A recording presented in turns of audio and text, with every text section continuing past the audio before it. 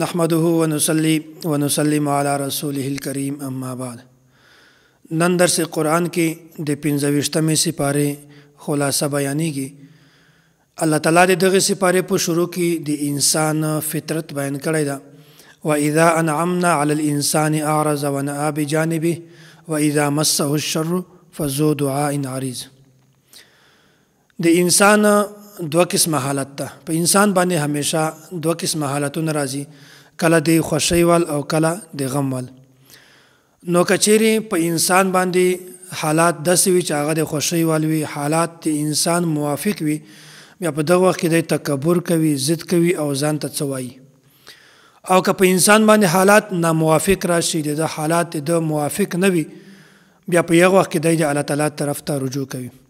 حالانکه انسان ته پکار ده چې که په د باندې حالات موافق راشي، حالات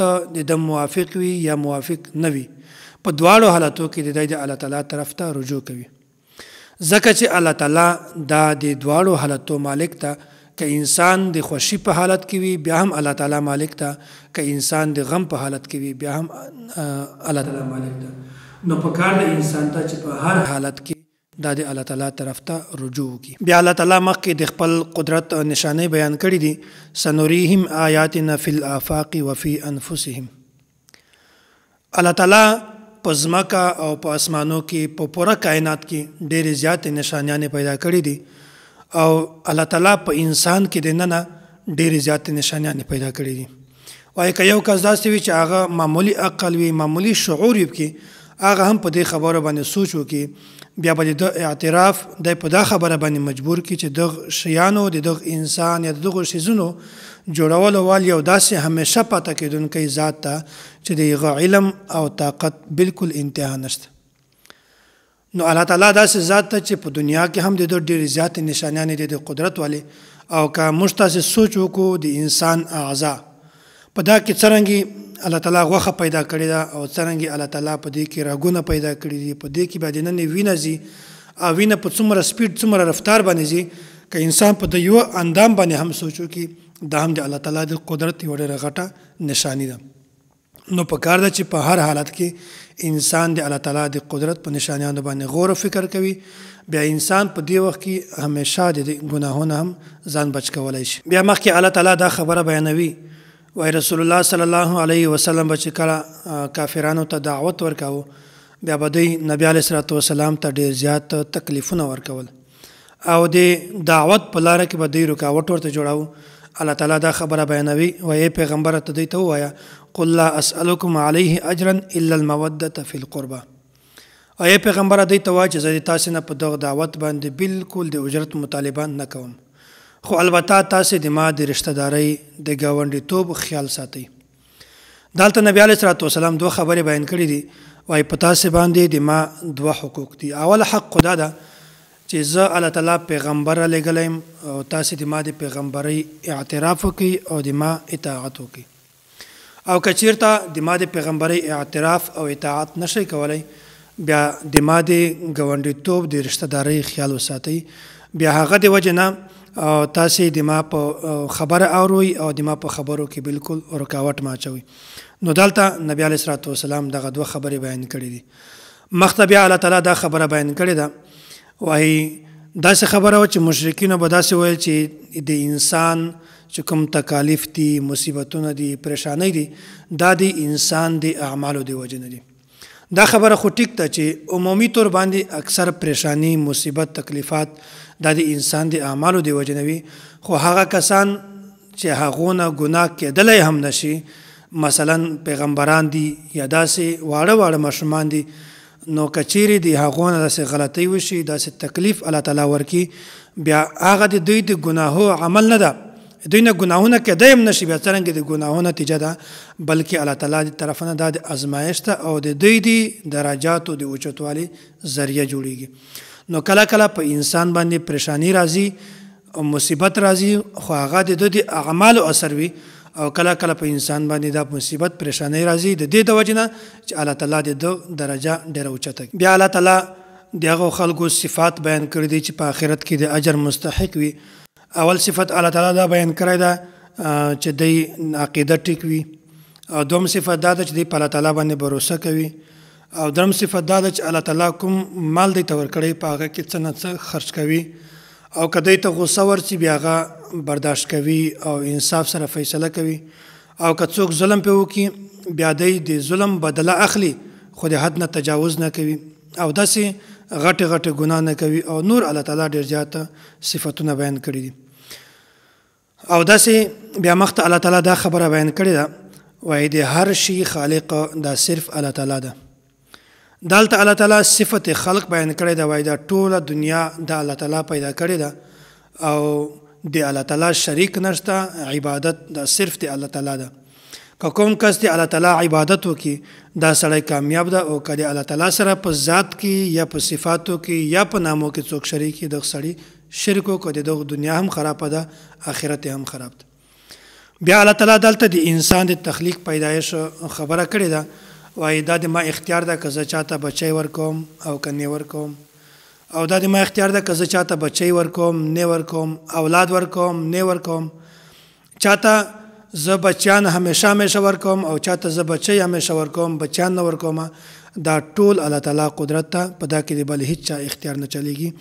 نو د دغه نه دا معلومه شوه چې د عبادت لایق دا صرف الله تعالی ده الله تعالی نه بغیر بل هیڅ څوک د عبادت لایق نشته او د هر شي اختیار کن ما یکون دا صرف الله تعالی ته ده الله تعالی نه بغیر بل هیڅ ته اختیار دا نشته بیا الله تعالی مخکې دا خبره بیان کړې ده وما کان لبشر ان یکلمه الله الا وحیا مشرکین به نبی علیه الصلاة والسلام ته دا خبره کوله وایي موږ په تا باندې څرنګه ایمان راوړو ته خو د الله تعالی سره بالمشافه براه راست مخامخ خبرې هم نه کوي او موسی علیه الصلاة والسلام خو د الله تعالی سره خبرې هم کولې نو دلته د دوی د خبرې تردید الله تعالی دا بیان کړی ده وایي براه راست بالمشافه دا په دنیا کې یو انسان کې هم د طاقت نشته چې هغه د الله تعالی سره بالمشافه ملاقات وکړي خبرې ورسره وکړي او موسی علیه السلام چې الله تعالی سره کومې خبرې کړې دي هغه په پرده کې دي نه نیوي موسی علیه السلام صرف आवाज اورېده باقي بالمشافه د الله تعالی سره د خبرې داسې نه دی کړې صرف په الله تعالی طرف نه आवाज ورته راته او بیا مخته دا خبره بیانوي وایي د الله تعالی طرف نه چې کوم پیغمبر ته خبره راځي د هغه څو طریقې دي یا خدا ده چې کله کله الله تعالی براه راست د یو پیغمبر په زړه باندې الله تعالی د یوې خبرې القا وکړي او یا داسې وي چې الله تعالی د جبرائیل امین په ذریعه باندې پیغمبر ته وحی راوړي او داسې د پیغمبر کچېرې په ویشه باندې وي او جبرائیل امین وحی ورته راوړي دا هم د پیغمبر د طرف نه وحی ده او کچېرې پیغمبر خوب وویني دا هم وحی ده ځکه چې دا خبره مخته تېره شوې وه چې انسان کا ویده وي بیا د ده زړه هم ویده ده د ده سترګې هم ویده دي او که چېرته پیغمبر ویده وي بیا د ده سترګې خو ویده وي خو د ده زړه چې کومه ده دا ویښ وي نو که پیغمبر باندې چېرته دی خوب وویني بیا دا هم د الله تعالی د طرفه نه وحی ده مخته بل صورت ته صورت الزخرف او صورت الزخرف دغه معنا په دا کې دغه صورت کې دی سرو زرو تذکره ده دغه مناسبت ته وجنه دغه صورت ته صورت الزخرف یا په دا کې د مشرکینو د کافرانو اعتراضات الله تعالی د یو اعتراضاتو جوابونه ورکړي دي حامیم والکتاب المبین الله تعالی دلته قسم خوري وای ما د قسم په هغه قران کریم باندې چې هغه بالکل واضح کتاب ده دلته د واضح دا معنی ده چې دا قران کریم د نصیحت په لحاظ سره ډیر زیات واضح ده او د دغه دا معنی کول چې په دا قران کریم کې احکامات ډیر په واضحه بیان شوي دي دا خبره بالکل غلطه ده ځکه چې د احکاماتو لپاره د استنباط او د اجتهاد ضرورت شته او که چېرته قران کریم کې دغه احکامات په واضحه بیان شوي وي به د استنباط او د اجتهاد ضرورت نه وي او داسې دا خبره چې قران کریم کې هغه آیات چې هغه کې اجمال وي یا ابهام وي یا هغه آیات چې خپل منځ کې د تعارض وي په هغه کې هم د استنباط او د اجتهاد ضرورت شته نو د دې معنی دا کول چې قران کریم دا د احکاماتو په لحاظ سره ډیر واضح کتاب ده دا ټیک نه ده بلکې دا معنی صحیح ده چې دا قران کریم د واعظ او نصیحت په لحاظ سره ډیر زیات واضح ده بیا د مشرکینو یو ډیر غلط سوچ و دا و چې دوی به الله تعالی ته دا ثابتول چې دا فرشتي دا د الله تعالی لورګانې دي حالانکه الله تعالی دا خبره بیانوي وای دی خپل ځان ته لورانې نه ثابتوي او کله چې دوی لور پیدا شي بیا د دوی خلکو نه مخ پټوي مخ یې تور وي او د دوی د ژوندو د دفن کولو سوچونه کوي ارادې جوړوي پلانونه جوړوي نو الله تعالی دا خبره بیانوي وایي هغه شی چې د خپل ځان دپاره ښه نه ګڼي دی هغه د الله تعالی دپاره څنګه ثابتوي نو دا خبره هم الله تعالی دلته مخته بیان کړې ده د مشرکینو یو بله دعوه وه د هغې تردید هم الله تعالی بیان کړی ده دوی به دا کول چې د قرآن کریم او د سنت او داسې قطعي عقاید چې کومه دي په دغه معامله کې به دوی د خپل پلار او د نیکه خبره منله د هغو تقلید به کوو او دا به ویل چې دا د مونږ دین چې کومه ده دا رښتونی ده ځکه چې مونږ پلار او مونږ نیکه چې کومه وو هغو هم دا کارونه کول نو دلته الله تعالی دا خبره ورته بیانوي وایي که چیرې تاسې تقلید هم کوو بیا تاسې د ابراهیم علیه السلام تقلید ولې نه کوو اخو ابوالانبیا ده هغه داسې پیغمبر و چې هغه اول سر نه د شرک نفي کړې وه او بلکل بیا تاسو ته پکار وه چې تاسو د ابراهیم علیه السلام تقلید کړی ده نو تاسې دا خبره کول چې مونږ دین دا بلکل ټیک ده ځکه چې مونږ پلار او نیکه دا دین کوو نو دا خبره بلکل د تاسې غلطه ده او د تاسې تقلید هم غلط ده بیا د مشرکینو یو غلط سوچ او یوه غلطه نظریه وه د دوی دا ویل چې الله تعالی قرآن کریم دا نبی علیه السلام ته ورکړی ده نو په کار وه چې د مکې یا د طایف چې کوم امیر مالدار خلک دي هغو ته دې ورکړی وی د دوی دا سوچ و چې دغه چې کوم نبوت ته دغه د یو امیر سړي ته میلاو شي غریب سړي ته نه میلاویږي حالانکه الله تعالی دا خبره بیانوي وایي نبوت چې کومه ده دغه یوه خاصه ده غټه دا الله تعالی هر انسان ته نه ورکوي الله تعالی دا ته نه ګوري چې یو کس امیر ده یا غریب ده هغه ته د زه نبوت ورکم بلکې الله تعالی خپله مرضي ده چاته نبوت ورکوي په دې کې الله تعالی بل هیڅ چاته اختیار نه ورکوي بیا الله تعالی مخکې د کافرانو یو بل اعتراض بیان کړی ده کله چې د سورة الانبیاء دا آیات را نازل شو انکم وما تعبدون من دون الله حسب جهنم تاسې او چې د چا عبادت کوئ دا به د جهنم سکروټي وي دا به دواړه جهنم ته ځي او داسې بیا کافرانو کې بعضې خلکو دا شور شروع کو چې موږ د دغه سوال جواب مینده کو ځکه چې خلکو د عیسی علیه السلام هم عبادت کوو بیا خو عیسی علیه السلام به هم جهنم ته ځي نو دلته په سورة الانبیاء کې یو بل ځای کې دغه آیات را نازل شوی ده په هغه کې خطاب صرف هغه خلکو ته ده چې هغه د بتانو عبادت کوي چې کوم کس د بتانو عبادت کوي او کوم بتان چې دي دا به دواړه جهنم ته ځي او داسې په دغه صورت کې دا خبره بیان شوې ده وایي هغه خلک چې هغه د خپل ځان د عبادت حکم چاته ورکي هغه به هم جهنم ته ځي او پاته شو دا خبره چې عیسی علیه السلام خلکو عبادت کاو نو عیسی علیه السلام په دغه وخت کې خلکو ته د خپل عبادت حکم کله هم نه ورکړی بلکې عیسی علیه السلام خلکو ته دا دعوت ورکاو چې زه الله تعالی پیغمبر را لېږلی او تاسې د صرف یو الله تعالی عبادت کوئ الله تعالی نه بغیر د بل هیچ عبادت مه کوئ دا صورت ختم شو مخکې بل صورت ته صورت دخان وایي لوګي ته بیا دا په دغه صورت کې دا د دخان ولا مکمله تذکره بیان شوې ده د مناسبت د وجې نه دغه صورت ته صورت دخان وایي او دا مکي صورت ته په دا کې بنیادي طور باندې توحید رسالت او داسې د آخرت احکامات دا بیان شوي دي انا انزلناه فی لیلة مبارکة انا کنا منذرین قرآن کریم دا د برکت په شپه باندې نازل شوی ده دلته د لیله نه مراد لیلة القدر شپه ده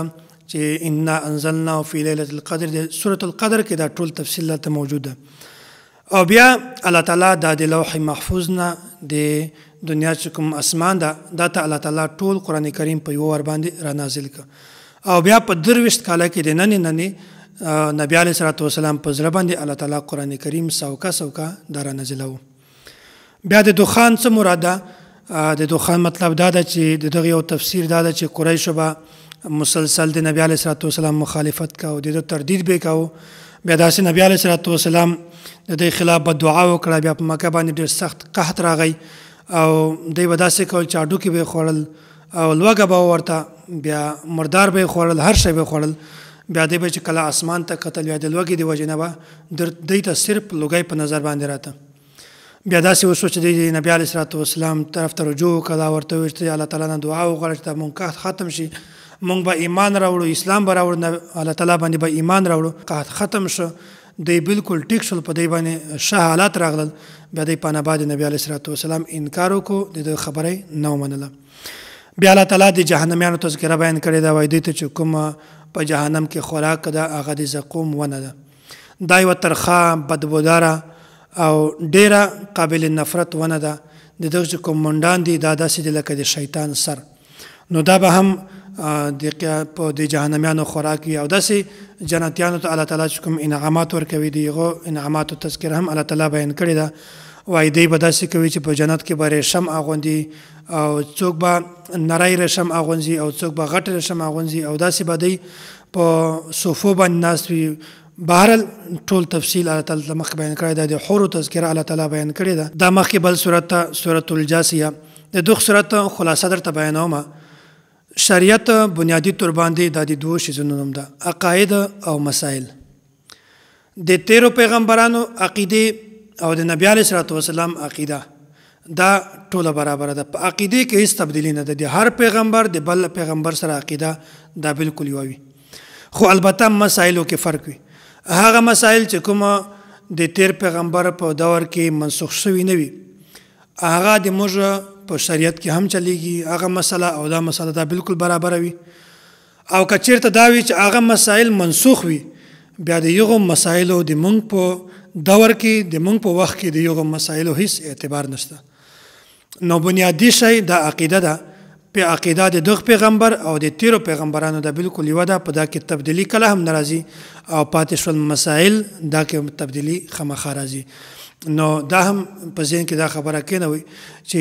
د انسان دپاره بنیادي شی عقیده ده. که د انسان عقیده ټیک وي بیا دا سړی کامیاب ده، او که د انسان عقیده خرابوي دا سړی بیا ناکام ده.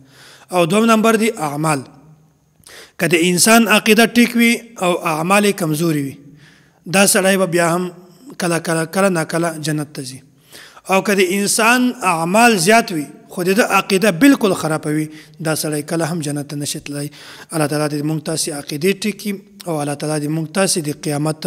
د سختۍ نه په حفاظت کې وساتي. واخر دعوانا ان الحمد لله رب العالمین.